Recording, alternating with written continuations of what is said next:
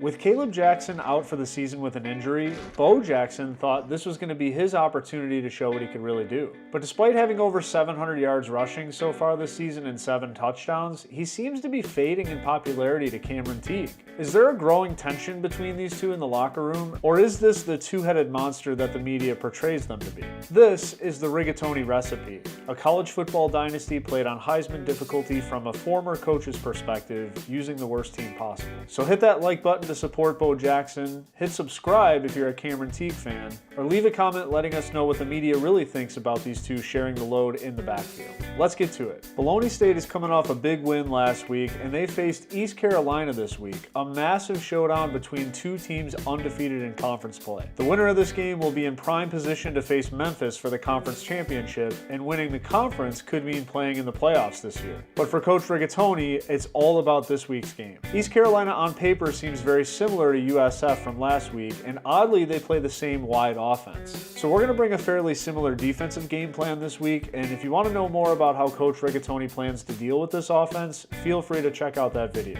But in a nutshell, our wide shotgun answer will largely be played out of a dollar 3-2-6 and a cover 4 quarters, since the match concepts can help both against the bubble screens and the running game while also protecting the seams. We mentioned this defense has some holes last week, but we're willing to live with those problems to defend what we want to prioritize. We have to take away the run, we have to take away the RPO, and we have to stop them from shooting up the middle of our field constantly. This does a good enough job at all 3 of those things. We're actually going to play some man coverage this week too, believe it or not. This is the first time since the Navy game where it made sense, but this Saw Blitz 1 will be effective into their full house strong over concept because it can effectively give us a numbers advantage in the running game while also taking away the main passing concepts that they have available from this formation. I don't expect them to use it a lot, but we still want to be ready for it. Also from the underfront, we're going to use this cover 1 robber press if they decide to use the I form heavy formation, which actually looks very similar to our own Hulk formation that we'd like to use. Again, we like the underfront when there's 2 backs in the backfield. Since there are 3 backs in this situation, playing man coverage allows us to really jam up the box and have all the gaps covered, even with the extra gaps created from having multiple lead blockers. For the Bologna State offense, East Carolina likes to run a 3-4 defense with odd, under, over, and bear fronts.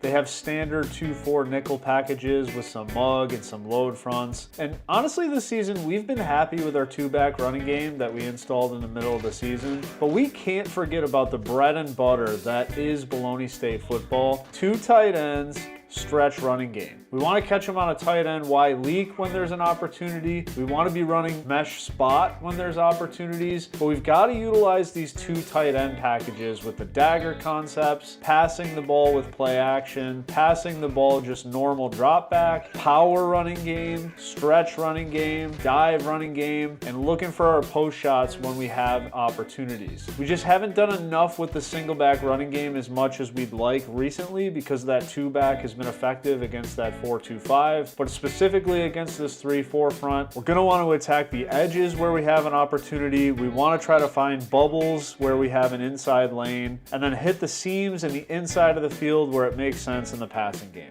On the recruiting side of things, I'm not going to say we're getting nervous or anything, but we still only have 1 official commitment, and we've started to lose ground on a couple of players this week. Coach Rigatoni knew that to turn this roster quickly, he's going to need to win the transfer portal this offseason. So having some extra scholarships to use then will be beneficial, but he'd still like to see some commitments at least start to come in for a few guys the team is really interested in. They still have confidence in their plan, and there are several players that are interested in joining the Bologna State team, but ultimately this team does need a lot of help in a lot of ways to be a really consistently competitive group. So until Coach Rigatoni can clean up the roster, he'll have to continue to put on a masterclass in offensive and defensive game planning just to give his team an opportunity at potentially winning a game each week, and sometimes that isn't even enough. So he really needs to make sure that getting a good roster is a huge priority this season. There's still time to clean this up, but it's got to be perfect from here on out.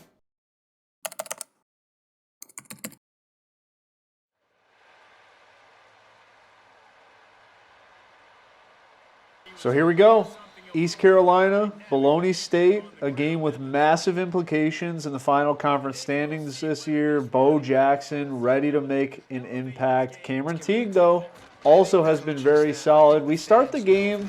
I really liked our opening series here. Bo Jackson getting the ball from the I formation. 2nd and 3, we go to Taylor Harris on a Y shallow cross, which I thought was a good call.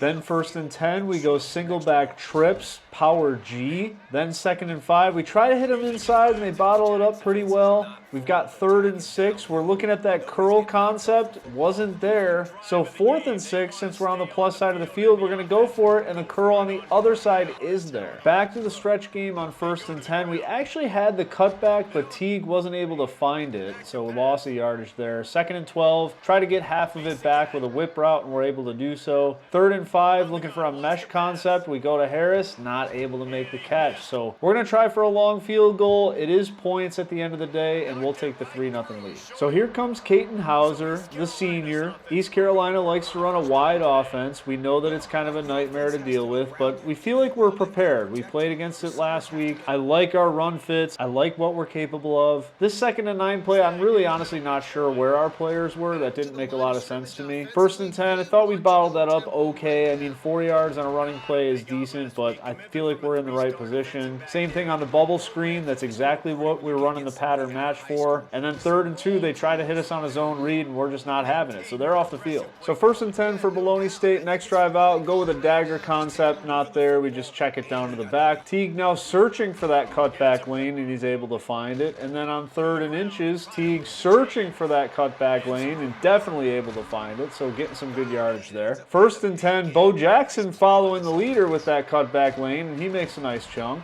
2nd and 1, we felt great about ISO on this play, but for whatever reason, this got bottled up. And then 3rd and 3, we tried to hit the stretch, and East Carolina did a heck of a job. 4th and 1, we decided to go.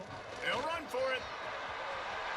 There he goes. And then 1st and 10, 2 tight ends, 2 running backs. We hit him with the play action, and Taylor Harris is in the end zone. 10-0 Bologna State. So it's East Carolina's opportunity to bounce back. They start with a running game and actually get more yardage than I would have liked to see. 1st and 10, I don't know what we were thinking on this play. This was super easy to defend, and we just blew it. 1st and 10 again, and I'll give them credit. They did a nice job searching and finding running lanes where they needed to. So East Carolina's on the move here. Play action, 1st and 10. He dumps it off to the running back, and they get a couple of yards. 2nd and 7, trying to find running lanes, but again, we wanted everything to flow to where our help was, so we did a good job there. 3rd and 6, though, they did a nice job on an out route, and they continue to move down the field. 1st and 10, looking for a bubble screen. It's not there against the pattern match, so we were good. 2nd and 7, looking for a bubble screen. It's not there against the pattern match, so we were good. 3rd and 6, though, looks for an inside post pattern, and it is there, so they continue to move down the field. It just seemed like even when we were there and we had the right play, they were still so efficient, gaining yards, even if it was 3-4 yards, breaking tackles, and then we get it down to 1st and goal. The quarterback's able to get it across the goal line, so it's 10-7 now. Bologna State's still in the lead. We open up with a very similar play that scored, except Harris is not able to come down with it this time. 2nd and 10, looking for the stretch, just trying to get half of it back. And then 3rd and 5, we go the mesh concept. We're able to get the 1st down. So again, just keeping it very simple here. 1st and 10, we did want the passing game to be more of a factor this week, especially playing at home. The conditions were okay.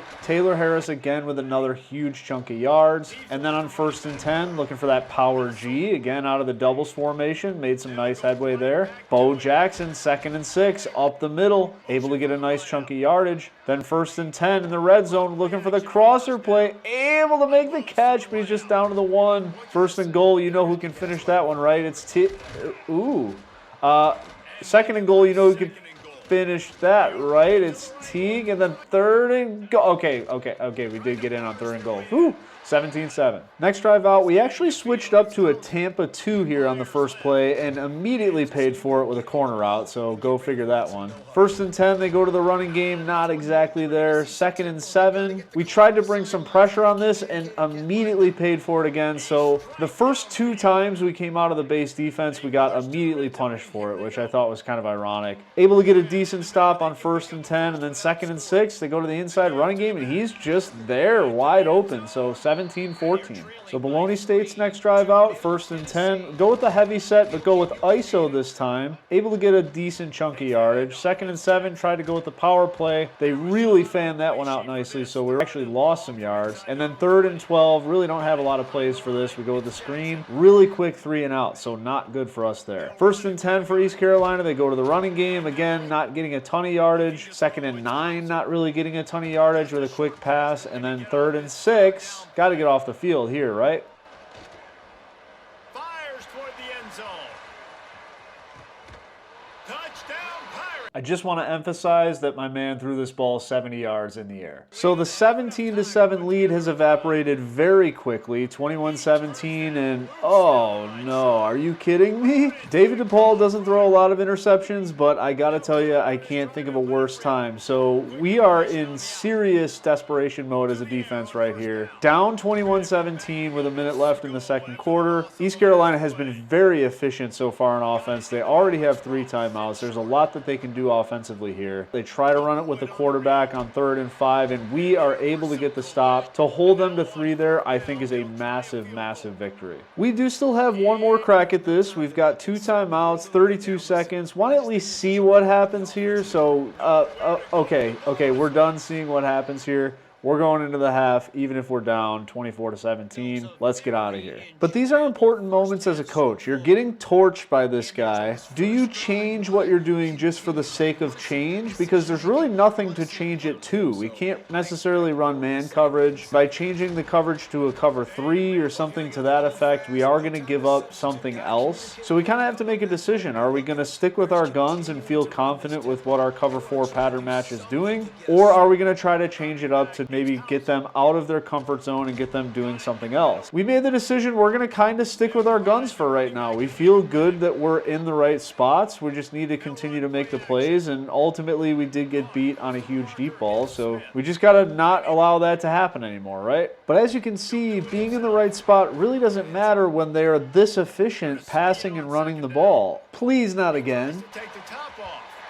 3rd and long, looking for a receiver, finds the vacancy in the defense. It was every single time they needed a play, they made the play. 1st and 10, they only get a couple yards. 2nd and 8, they throw it to the sideline, they only get a couple of yards. 3rd and 5, they get the play they need to make, or do they? We're able to get a stop, and then on 4th and 2, he shanks the field goal, which I think is a game-defining situation. So it's still a 1-score game, and Bologna State gets the ball back, and Bo Jackson able to get 10. 1st and 10, Bo Jackson again, able to get a nice chunk of yardage. 2nd and 3, Bo Jackson again, able to get another huge chunk of yardage. 1st and 10, looking underneath, they did trap us on this, so I'm really glad that that was not another interception. 2nd and 10, go back to Bo Jackson, the man's feeling it. 1st and 10, Teague gives him a blow, he's able to get a couple of yards. 2nd and 8, Teague trying to get the edge, and somehow, some way, they're able to make the play. So it's 3rd and 11. We got to have a play here. Drops to throw. He's got an open man.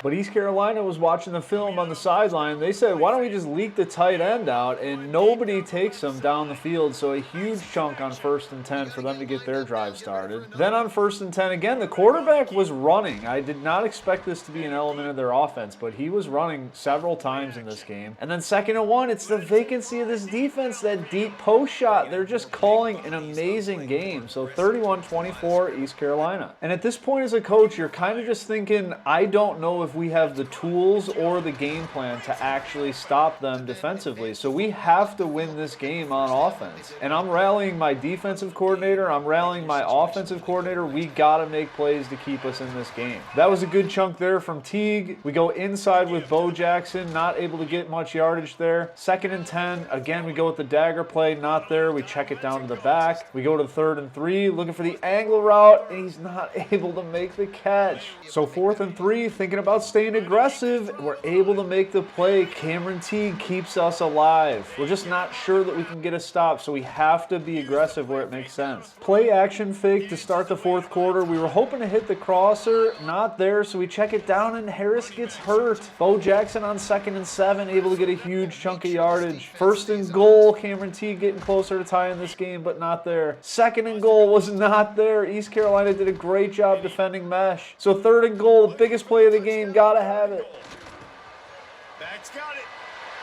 So East Carolina gets the ball back, and all we're thinking defensively, we got to get one stop. We got to get one stop. Bubble screen, they get a few yards. 2nd and 4, we just couldn't get the play in. I wasn't sure what was happening there, but defensive coordinator Nate Faines has to take a timeout because we couldn't call a play. 2nd and 4, we're able to get a good stop, and then 3rd and 2, gotta have it. We're able to get them off the field for a quick 3 and out. So Bologna State with an opportunity to capitalize. We go rollout. They covered it so well. So David DePaul not going to force it, just throws the ball out of bounds. 2nd and 10, looking for the RPO game. They're just there. They're doing a great job. So 3rd and 9, looking for an inside concept, see if we can get something down the field, and we drop the ball. The lack of receiver talent is just killing us. East Carolina now with a chance to respond. They're getting a couple yards. Duncan in the running game. We get down to 3rd and 3. Quarterback puts the DB in a spin cycle, and they get a 1st down. What in the world is happening? Again, they just continue to run the ball very methodically, moving the ball, trying to get in position. But Bologna State forces a 3rd and 9. East Carolina looking for another deep shot. He hurls one deep down the left side. And it's intercepted. Oh, what? Both offenses were unstoppable a few drives ago, but now all of a sudden it's back and forth with defensive stands, and it's Cameron Teague setting the tone early in this drive. You love to see the physicality. 1st and 10, we try the rollout, it's not there. 2nd and 10, Bo Jackson knifes it up the middle. Another 1st down, moving the chains. 1st and 10, try to hit the edge, and Bo Jackson gets stopped in the backfield. And then 2nd and 13, Bo Jackson gets stopped in the backfield again. So it's 3rd and 12. We don't have a lot of plays in the playbook for this one. We try Y shallow cross. It's not getting enough yards. So there's 3:48 left in the game on our own 41, 4th and 2. Giving the ball back to East Carolina situationally puts us in a very bad position, whether we go for this and miss or we punt. So Coach Rigatoni makes a bold decision to keep the offense on the field and try to keep possession. And what else would they decide to do but Hulk formation, Cameron Teague?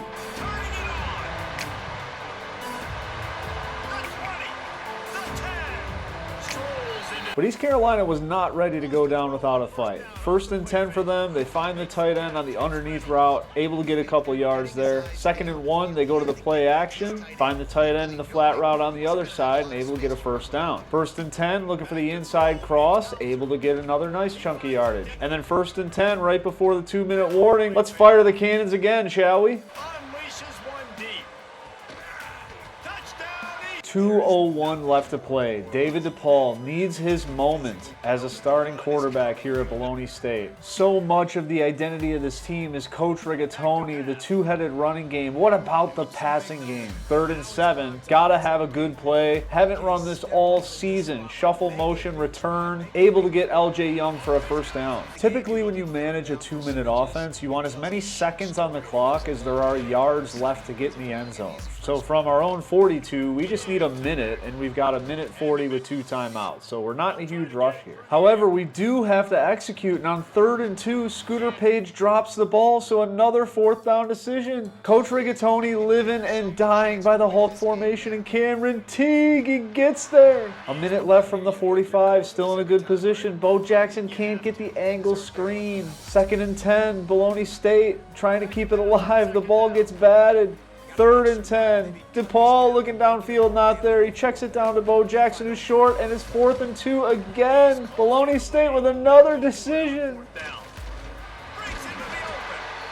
42 seconds from the 32. 1 timeout. They throw the halfback screen. We have confidence in our kicker, but he's missed so many times. Still trying to get this ball closer. We finally go to the tight end post, which we practiced all week and we hadn't run it all game. Gets us down to the inches line, and then Bologna State able to run the ball, kill the clock, get it down to 2 seconds, take the timeout. It's the freshman kicker. Drills it through the uprights. Bologna State survives a back and forth battle battle where the defense couldn't stop a nosebleed. Specifically, their passing game was just unbelievable by East Carolina, but Cameron Teague, Bo Jackson, and Dave DePaul all rally to keep the team alive and win with 41 points, keeping the conference championship hopes alive for Bologna State. Winning is not easy to do ever, and to be a great team, sometimes you have to win in multiple ways. Defensively, it's back to the drawing board, but the team is happy to survive this game with a W. If you're enjoying the content, please consider liking and subscribing or leaving a comment. All of your support truly does help me so much, and I appreciate you watching.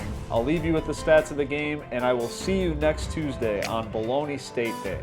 Take care, everybody.